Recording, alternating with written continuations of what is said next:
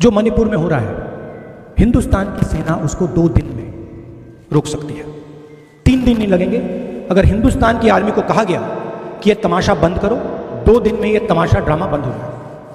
प्रधानमंत्री मणिपुर को जलाना चाहते हैं, आग बुझा कर दी गई है और उसको चीर दिया गया है। इसलिए मैंने बोला हिंदुस्तान की हत्या मणिपुर में बीजेपी ने कर दी है। और जब मैंने कल प्रधानमंत्री को देखा हंसते हुए, मजाक उड़ाते हुए, मैं समझ नहीं पा रहा था कि हिंदुस्तान का प्रधानमंत्री इस प्रकार से कैसे बोल सकता है। नमस्कार, जनसंवाद में आपका स्वागत है दोस्तों। आज 12 अगस्त फटाफट ब्रेकिंग न्यूज़ निकल के आ रही है, एक-एक करके आपको विस्तार से बताएंगे। तो दोस्तों, संसद में राहुल गांधी ने बोला बड़ा हमला। प्रधानमंत्री नरेंद्र मोदी ने 2 घंटे में महज 2 मिनट बोला और वो भी हंस हंस करके कहा यह पूरी तरीके से भारत माता का है अपमान, देश सहन नहीं करेगा। राहुल गांधी ने कहा देश मणिपुर को बुझाना नहीं बल्कि जलाना चाहते हैं मोदी। क्या कुछ हमला किया बताएंगे। दूसरी खबर में आपको बताएंगे दोस्तों, संसद का सत्र पूरी तरीके से स्थगित। लोकसभा और राज्यसभा हो गया है अनिश्चितकालीन के लिए स्थगित। बताएंगे कितना काम हुआ।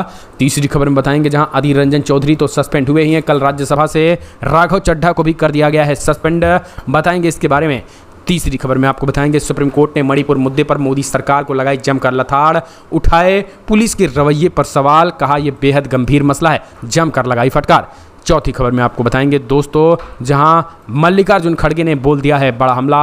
मल्लिकार्जुन खड़गे ने क्या कुछ कहा है ये हम आपको बताएंगे। अगली खबर निकल के आई है दोस्तों, जहां नूह दंगे पर खट्टर सरकार ने कार्रवाई, बुलडोजर की कार्रवाई को लेकर के सुप्रीम कोर्ट में दाखिल किया है बयान। बताएंगे क्या है पूरा मामला। इस बीच हर घर तिरंगा यात्रा को लेकर हुआ है बड़ा ऐलान, सब कुछ बताएंगे। लेकिन उससे पहले एक छोटा सा निवेदन, अगर आपने चैनल को सब्सक्राइब नहीं किया तो पल पल के अपडेट के लिए चैनल को सब्सक्राइब करना ना भूलें। दोस्तों, अगर आप मानते हैं कि टीम इंडिया की जीत होगी तो इस वीडियो को लाइक करके अपना समर्थन दर्ज करें। दरअसल पहली बड़ी खबर निकल के आई है, आपको बता दें, जहां राहुल गांधी ने प्रधानमंत्री नरेंद्र मोदी पर बोला बड़ा हमला। कहा मणिपुर को मोदी बुझाना नहीं जलाना चाहते हैं। मोदी 2 घंटे में 2 मिनट पर मणिपुर मुद्दे पर बोले और हंस हंस कर जिस तरीके से मणिपुर पर जवाब दिया वो अपने आप में दिखाता है कैसे कैसे मणिपुर जल रहा है। मोदी हंस रहे हैं और ऐसे लोग भारत माता पर चोट कर रहे हैं। पीएम मोदी के विश्वास प्रस्ताव पर दिए गए जवाब के साथ साथ जिस तरीके से मणिपुर पर चुप्पी, मणिपुर पर पीएम मोदी की चुप्पी और 2 घंटे में महज 2 मिनट मणिपुर पे बोले और वो भी सीधे तौर पर उन्होंने हंस हंस कर बोला। उस पर राहुल गांधी ने बड़ा हमला बोलते हुए कहा है कि यह है भारत माता का सीधा अपमान, यह असल में मणिपुर को जलाना बुझाना नहीं बल्कि जलाना चाहते हैं। उन्होंने कहा भारतीय सेना यह सब 2 दिनों में रोक सकती है लेकिन पीएम मणिपुर को जलाना चाहते हैं, बुझाना नहीं। पीएम मोदी के भाषण के अगले दिन कांग्रेस सांसद राहुल गांधी ने प्रेस कॉन्फ्रेंस में कहा है, मैं लगभग 19 वर्षों से राजनीति में हूं और मैंने लगभग सभी राज्यों का दौरा किया, लेकिन मणिपुर में मैंने जो देखा वो और सुना वो अभूतपूर्व है। मुझसे समझ नहीं आ रहा है कि भारत के प्रधानमंत्री ऐसी बात कैसे कर सकते हैं। और उसी जैसे उन्होंने मणिपुर के बारे में संसद में कही है। सुनिए राहुल ने क्या कहा। एक और खबर निकल के आई है तो दोस्तों, संसद में आपको बता दें, संसद की राज्यसभा और लोकसभा की कार्रवाई अनिश्चितकालीन के लिए स्थगित। बिल कितना पास हुआ, हंगामा कितना हुआ, समझिए। लोकसभा की बैठक शुक्रवार को अनिश्चितकालीन के लिए स्थगित कर दी गई है। मणिपुर मुद्दे सहित कई अन्य विषयों पर विपक्षी दलों के सदस्यों के हंगामे के कारण मानसून सत्र के दौरान कामकाज बाधित रहा। लोकसभा अध्यक्ष ओम बिरला के निचले सदन की कार्रवाई को अनिश्चितकालीन के लिए स्थगित करने की घोषणा कर दिया गया है। 17 बैठकें हुई जिनमें 44 घंटे 13 मिनट कामकाज हुआ और उन्होंने इसकी उत्पादकता 46% रही है। इतना ही नहीं, बिरला ने कहा है कि सत्र के दौरान लोकसभा में कांग्रेस सांसद गौरव गोगोई ने सरकार के खिलाफ अविश्वास प्रस्ताव पेश किया जिस पर 19 घंटे चर्चा हुई और ये इस पर गिर गया है।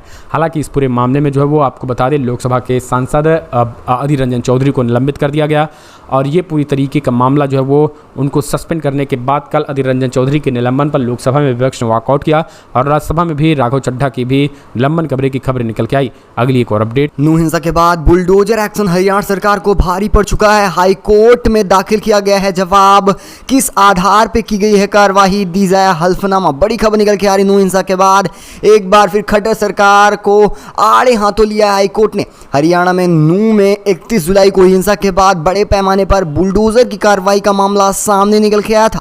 पंजाब हरियाणा हाई कोर्ट में इस मामला चल रहा है। बुलडोजर एक्शन मामले में राज्य सरकार ने हाई कोर्ट द्वारा जारी नोटिस का जवाब भी दे दिया है। राज्य की बीजेपी सरकार ने अपने जवाब में सफाई दी है कि उसने धर्म के आधार पर कार्रवाई नहीं की है। सरकार ने अपने जवाब में कहा कि उसने नियम के हिसाब से कार्रवाई की है। सरकार ने कोर्ट में विस्तार जवाब देने के लिए 1 हफ्ते का समय मांगा है। मामले की सुनवाई हाई कोर्ट के चीफ जस्टिस द्वारा की जाएगी। नूह में हिंसा के बाद प्रशासन ने 3 से 4 दिनों के अंदर बुलडोजर की कार्रवाई की। इस दौरान कई मकानों और दुकानों को तोड़ दिया गया।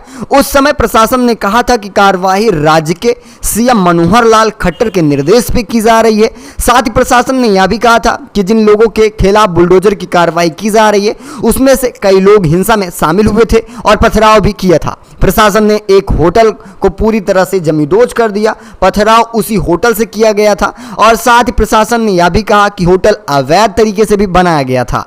बुलडोजर कार्रवाई पर गंभीर आरोप लगाया गया। फिर उसके बाद आपने देखा धर्म के आधार पर और समुदाय के आधार पर कार्रवाई की जा रही थी, जिसके बाद इस पर हाईकोर्ट ने खुद संज्ञान लिया और खास बात यह निकल के आई कि फिर बुलडोजर पर एक्शन हो गया हाईकोर्ट का और एक बार फिर देखा जाए अब बीजेपी सरकार को आड़े हाथों लिया गया है। इसी के साथ चलेंगे और बड़ी खबर निकल के आ रही मणिपुर हिंसा को लेकर। मणिपुर मामला सुप्रीम कोर्ट पहुंचा। ऐसे में देखा जाए चौथे दिन बड़ी सुनवाई निकल के आ रही है। मणिपुर में महिला के खिलाफ यौन हमले पर शोष व्यक्त करते हुए सुप्रीम कोर्ट ने कहा कि भीड़ दूसरे समुदाय को अपने आधिपत्य का संदेश देने के लिए यौन हिंसा का इस्तेमाल कर रही है, यानी दूसरे समुदाय की महिलाओं के साथ उनके समुदाय के जरिए उन्हें नीचे गिराया जा रहा है।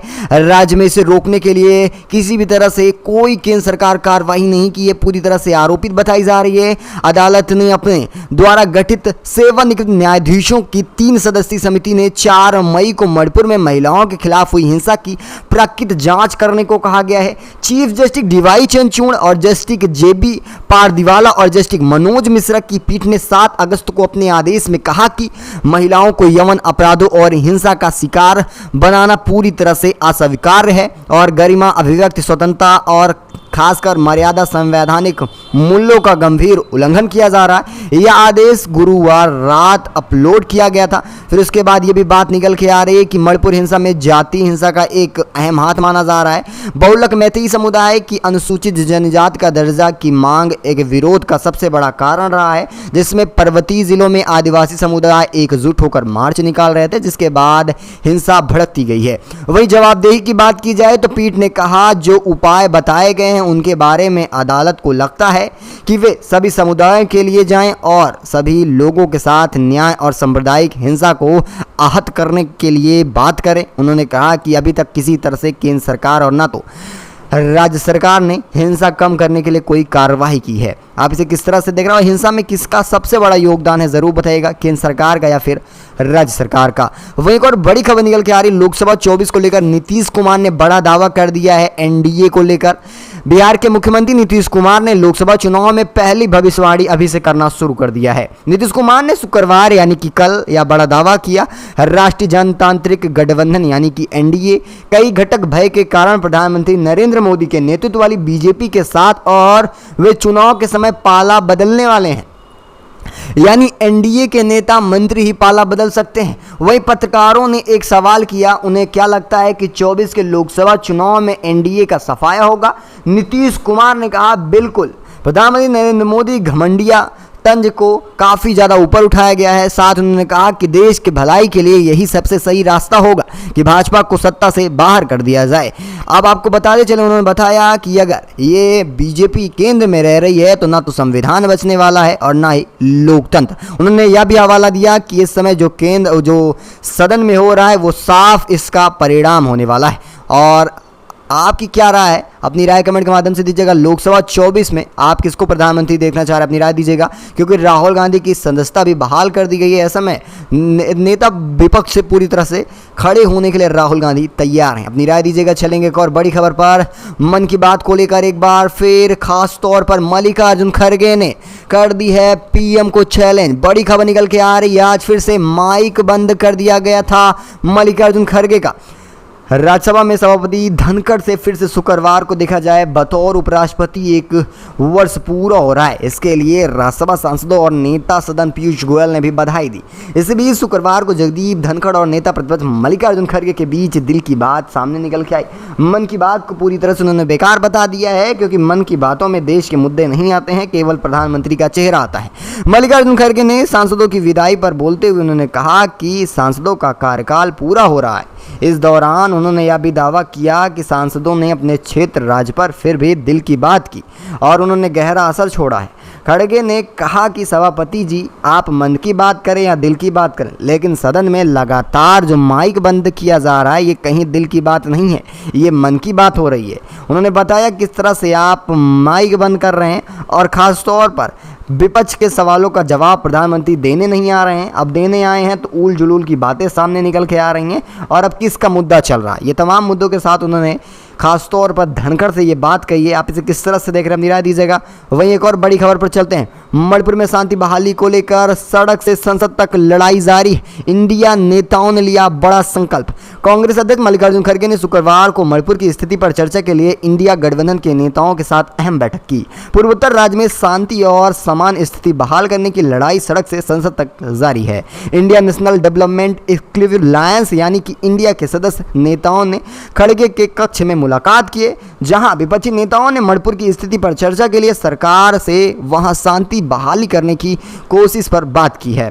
कांग्रेस ने अपने अधिकारियों और एक्स हैंडल में कहा कि कांग्रेस अध्यक्ष खड़गे इंडिया के नेताओं के साथ अहम बैठक की है। आपको बताया चले इससे पहले मणिपुर में शांति बहाली को लेकर विपक्ष ने वहां का दौरा भी किया था, लेकिन देखा जाए वहीं प्रधानमंत्री और खासकर एनडीए के किसी भी नेता या कोई सदस्य मणिपुर के दौरे पर बात करने को तैयार नहीं है। दौरा बहुत दूर की बात है। हसक और बड़ी खबर निकल के आ रही, सपा सांसद शफीकुर रहमान बर्क का क्या बयान निकल के आ रहा है। 15 अगस्त को लेकर घर पर तिरंगा जरूरी थोड़ी है, ऐसा क्यों कहा जा रहा है। बड़ी अपडेट निकल के आ रही है। प्रधानमंत्री नरेंद्र मोदी की अपील के बाद बीजेपी शुक्रवार को देश भर में हर घर तिरंगा अभियान चलाने जा रही है। अब देखा जाए प्रधानमंत्री मोदी ने देशवासियों से स्वतंत्रता दिवस के दिन घर में तिरंगा लगाने की अपील की है। इस सिलसिले में पूछे गए एक सवाल के जवाब में समाजवादी पार्टी के वरिष्ठ सांसद शफीकुर रहमान बर्क ने कहा कि तिरंगा दिल में होना चाहिए।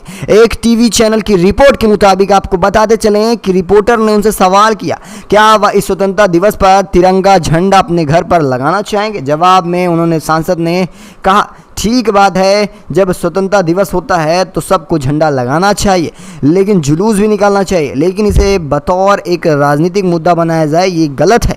झंडा तो दिल में होना चाहिए। आप इसे किस तरह से देख रहे हैं अपनी राय दीजिएगा। वहीं इसी के साथ एक और बड़ी खबर पर चलते हैं। चंडीगढ़ हाईकोर्ट के कुश्ती संघ के चुनाव पर लगाई गई रोक। कल होनी थी वोटिंग, यानी आज इस पर बड़ी वोटिंग होने जा रही थी, लेकिन इस पर रोक लगा दी गई है। भारतीय कुश्ती महासंघ यानी कि WFI के अध्यक्ष के पद पर अब चुनाव पर चंडीगढ़ हाईकोर्ट ने रोक लगा दी है। दरअसल चुनाव तो हो गया था, लेकिन अभी तक फैसला सामने निकल के नहीं आया था और देखा जाए इलेक्शन होने के बाद वोटिंग होनी थी जब 12 अगस्त को, यानी आज उसका खास तौर पर परिणाम सामने निकल के आना था, लेकिन इस पर अब देखा जाए चंडीगढ़ हाईकोर्ट ने संज्ञान लेते हुए रोक लगाया है। हाल ही में WFI के निवर्तमान चीफ और बीजेपी सांसद विभूषण सिंह के खिलाफ पहलवान विनेश फोगाट, साक्षी मलिक और बजरंग पुनिया सहित कई खिलाड़ियों ने विरोध प्रदर्शन किया था। इस दौरान आरोप लगाया गया था कि महिला पहलवान का यौन उत्पीड़न किया जा रहा है। इन सबको लेकर कहा गया था कि महिला चीफ होनी चाहिए, यानी डायरेक्टर होनी चाहिए WFI के लेकर। इसको लेकर चुनाव कराया गया था। आप इसे किस तरह से देख रहे हैं अपनी राय दीजिएगा। वही चलेंगे एक और बड़ी खबर निकल के आ रही है। जी हाँ, बड़ी अपडेट निकल के आ रही है। अधीर रंजन का क्या बयान निकल के आ रहा, राहुल और सोनिया से क्या खास बात हुई है, खास तौर पर मानसून सत्र से निलंबित होने के बाद बड़ी अपडेट निकल के आ रही है। लोकसभा में कांग्रेस संसदीय दल के नेता अधीर रंजन चौधरी के निलंबन पर कांग्रेस ने मोदी सरकार के खिलाफ मोर्चा खोल रखा है। सोनिया गांधी की अध्यक्षता में मीटिंग के बाद कांग्रेस ने राज्यसभा में अधीर रंजन निलंबन का भी मुद्दा उठाया। कांग्रेस ने लोकसभा वॉकआउट का भी फैसला किया है। अधीर रंजन चौधरी के निलंबन को मल्लिकार्जुन खड़गे ने असंवैधानिक बताया और उपराष्ट्रपति से हस्तक्षेप करने की मांग की है। कांग्रेस सांसद मनीष तिवारी ने कहा कि हम निलंबन के खिलाफ सुप्रीम कोर्ट तक भी जाएंगे। सरकार बहुमत के दम पर सांसदों का आवाज दबाने की कोशिश कर रही है। गुरुवार को अविश्वास प्रस्ताव पर बहस के दौरान अधीर रंजन चौधरी प्रधानमंत्री मोदी को नीरो मोदी और अंधा राजा कहकर संबोधित किया था, जिस पर संसदीय कार्य मंत्री ने आपत्ति जताई। अविश्वास प्रस्ताव पास होने के बाद लोकसभा में चौधरी को निलंबन का प्रस्ताव थमा दिया गया, जिसे स्वीकार किया गया। अधीर रंजन के मामले में सरकार प्रिंसिपल कमेटी को भेजने का फैसला किया, लेकिन यहाँ जो बातें निकल के आ रही हैं कोर्ट तक जाने का और असंवैधानिक बताया जा रहा है, ये बात तो जाहिर है। वैसे आप सबकी क्या राय, इन सबको लेकर अपनी राय दीजिएगा। वही चलेंगे एक और बड़ी खबर निकल के आ रही है। जी हाँ, एक बड़ी अपडेट मणिपुर से निकल के आ रही है। प्लीज असम में राइफल्स को रहने दीजिए, यानी असम राइफल को रहने दीजिए। मणिपुर में प्रधानमंत्री जी वे कड़ी मेहनत कर रहे हैं। मणिपुर के कुकी विधायकों ने पीएम मोदी को लिखा है पत्र। कुकी समुदाय के 10 विधायकों ने प्रधानमंत्री नरेंद्र मोदी से असम राइफल को लेकर मणिपुर में तैनात रहने के लिए पत्र लिखा है। दरअसल मणिपुर से असम राइफल को हटाया जा रहा था। हालांकि देखा जाए भाजपा की मणिपुर इकाई में पीएम मोदी से जनता हित में असम राइफल को अस्थायी रूप से हटाने और उनकी जगह पर अन्य सैन्य आधिकारिक बलों को तैनात करने का अनुरोध किया गया है। भाजपा विधायकों ने कहा कि राज्य में चल रही जातीय अशांति का सौदापूर्ण समाधान निकालने के लिए असम राइफल का रहना जरूरी है और उसके लिए जरूरी कदम भी उठाया जाए। बीजेपी की राज्य इकाई में पीएम मोदी को दिए गए ज्ञापन में कहा गया है जातीय शांति के संबंध में और राज्य के शांति बनाए रखने के लिए असम राइफल की भूमिका बड़ी होने वाली है। आप इसे किस तरह से देख रहे हैं? असम राइफल की ज़रूरत है, वहाँ पर अब सैन्य बदलाव किया जाए, इसे आप किस तरह से देख रहे हैं? अपनी राय कमेंट के माध्यम से देना भूलिएगा और बताइएगा आने वाले लोकसभा चुनाव में आप किसको प्रधानमंत्री तौर पर देखना चाहेंगे? अपनी राय दीजिएगा कमेंट के माध्यम से। इस खास बुलेटिन बस इतना ही, मिलेंगे अगली बड़ी अपडेट के साथ, तब तक के लिए धन्यवाद। जय हिंद, जय